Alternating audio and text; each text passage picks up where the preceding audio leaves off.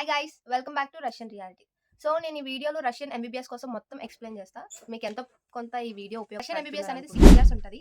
ఈ 6 ఇయర్స్ మనకి full academic plus practicals కూడా ఉంటాయి అనమాట. బట్ ఇండియన్ ఎంబీబీఎస్ తో పోలిస్తే ఇక్కడ 6 మంత్స్ లాంగర్ అనమాట. అయితే ఇండియన్ ఎంబీబీఎస్ చెప్పాను కాబట్టి అది 5.5 ఇయర్స్ ఉంటుంది. అందులో 4.5 ఇయర్స్ అనేది అకాడమిక్, 1 ఇయర్ కంపల్సరీగా ఇంటర్న్షిప్ అనేది జరుగుతుంది. బట్ రష్యాలో అయితే 6 ఇయర్స్ మనకి అకాడమిక్ తో పాటు ప్రాక్టికల్స్ ఉంటాయి. హాలిడేస్ టైంలో సమ్మర్ ప్రాక్టీస్ ఉంటుంది అనమాట. సో ఎందుకు మాక్సిమం స్టూడెంట్స్ రష్యన్ చూస్ చేసుకుంటారంటే ఎంబీబీఎస్కి ఇక్కడ కాస్ట్ ఆఫ్ లివింగ్ తక్కువ అండ్ అఫోర్డబుల్ అనమాట ఇది. అండ్ ద నెక్స్ట్ వన్ మనకి ఇండియాతో పోలిస్తే ఇక్కడ అంతా స్ట్రెస్ ఉండదు అనమాట ఎడ్యుకేషన్లో. అంటే మనం చదువుకుని బట్టి ఉంటుంది. మనం ఇండియాలో ఎంబీబీఎస్ చేయాలంటే కంపల్సరీగా నీట్ అనేది క్వాలిఫై అవ్వాలి గుడ్ మార్క్స్తో. అండ్ చాలా కాంపిటేటివ్. బట్ ఇక్కడికి వచ్చేసరికి మనం నీట్ జస్ట్ క్వాలిఫై అయితే చాలు, అంటే క్వాలిఫై మార్క్స్ వస్తే చాలు. అది కాకుండా ఇక్కడ మనకు ఒక కొత్త ఎక్స్పీరియన్స్ ఉంటుంది. కొత్త కల్చర్, లాంగ్వేజ్, క్లైమేట్ అయినా అంటే అంత న్యూ ఎక్స్పీరియన్స్ అనమాట. సో మనకి ఇక్కడ ఎంత అడ్వాంటేజెస్ ఉన్నాయో అక్కడ అంత డిసడ్వాంటేజెస్ కూడా ఉన్నాయి. ఇక్కడ మాకు కొన్నిసార్లు నెట్ ప్రాబ్లం చాలా ఉంటుంది. అలానే కొన్ని మన ఇండియాలో పనిచేసిన మాక్సిమం యాప్స్ ఇక్కడ బ్యాన్ చేశారు. అండ్ ఆల్సో ఇక్కడ ఒక్కొక్కసారి క్లైమేట్ అనేది -35కి ఇంకా కిందకి వెళ్తుంది అనమాట. అసలు అడిగి కూడా బయట పెట్టే ఛాన్స్ లేదు. సో ఇవి డిసడ్వాంటేజెస్ ఇక్కడ.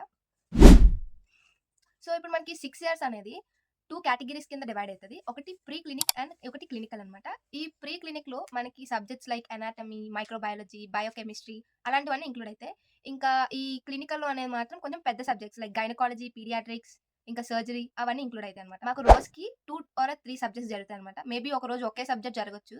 అది అంతా స్కెడ్యూల్ మీద డిపెండ్ అయి ఉంటుంది అనమాట. నెక్స్ట్ థింగ్ ఏంటంటే ఈ రోజు జరిగిన సబ్జెక్ట్ మనకి నెక్స్ట్ ఇదే డేలో జరుగుతుంది. సో మాకు గ్యాప్ ఉంటుంది అనమాట. సో సెమినార్స్కి అయినా ఎగ్జామ్స్కి అయినా ప్రిపేర్ అయ్యే టైం చాలా ఉంటుంది మాకు. బట్ మేము ప్రిపేర్ అవ్వమంతే.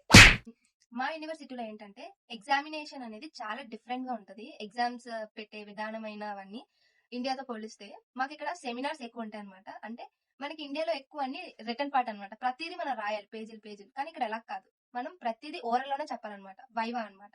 అంటే లైక్ ఎంత ఇంట్రోవర్ట్ పర్సన్ అయినా ఈ ఈ సెమ్ అంతా జరిగిన తర్వాత వాడు ఎక్స్ట్రావర్ట్ కాదు, ఎక్స్ట్రావర్ట్ అయిపోతాడు. ఎందుకంటే ప్రతి ఒక్కరితో కమ్యూనికేషన్ అనేది చాలా ఇయర్ లో 2 సెమిస్టర్స్ జరుగుతాయి కాబట్టి ఒక సెమిస్టర్ 6 మంత్స్. ఈ 6 మంత్స్ లో మాకు 4 మంత్స్ అనేది అకాడమిక్ జరుగుతుంది.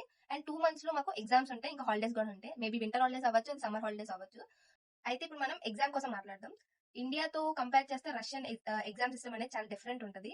ఎలా అంటే మాకు కూడా ఇక్కడ 100 పాయింట్స్ కి అంటే 100 మార్క్స్ కి, కానీ మనం 2 సెమిస్టర్లు మొత్తం చదివితే 35 పాయింట్లు మనకి కంపల్సరీగా ఎగ్జామ్ ముందు రావాలన్నమాట. అంటే 35 పాయింట్స్ అనేవి ఎలిజిబిలిటీ.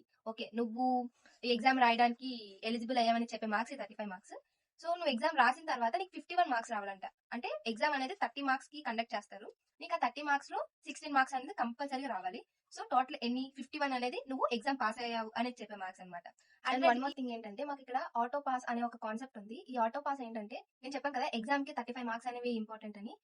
కొంచెం బాగా చదివిన వాళ్ళు ఎగ్జామ్ కంటే ముందే మనం ఒక 65 మార్క్స్ కానీ తెచ్చుకుంటే మనకి ఎగ్జామ్ రాయకుండా వాళ్ళు పాస్ చేస్తారనమాట. అంటే వాళ్ళు కన్సిడర్ చేసి అన్ని మార్క్స్ చూసి మన పర్ఫార్మెన్స్ చూసి ఇంకా వాళ్ళు ఆటో పాస్ చేస్తారు. అంటే మీరు ఎగ్జామ్ రాయనవసరం లేదనమాట.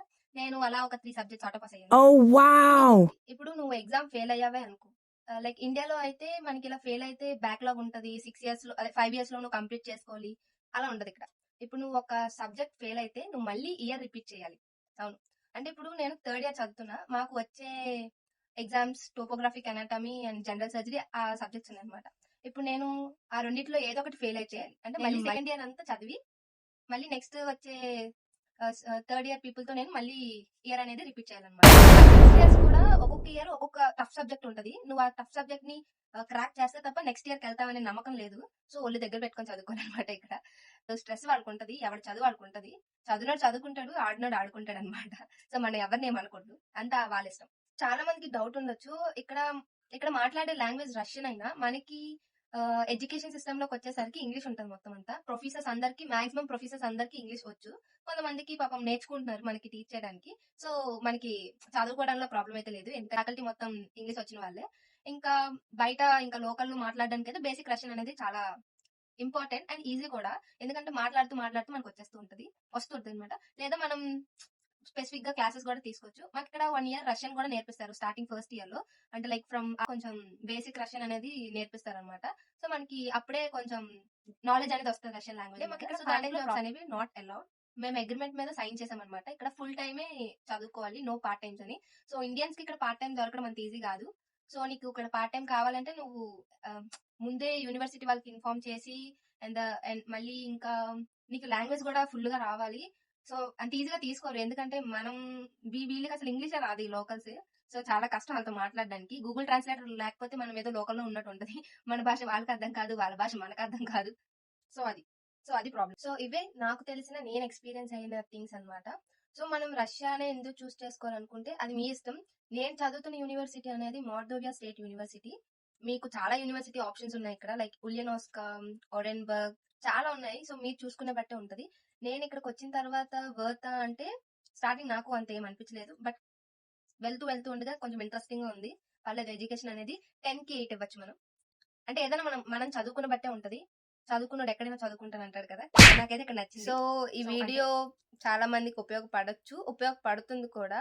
నీకు తెలిసిన అప్‌కమింగ్ ఎవరైనా వచ్చిన వాళ్ళుంటే ఈ వీడియో వాళ్ళకి షేర్ చేయండి. మేబీ వాళ్ళకి యూజ్‌ఫుల్‌గా ఉంటుంది.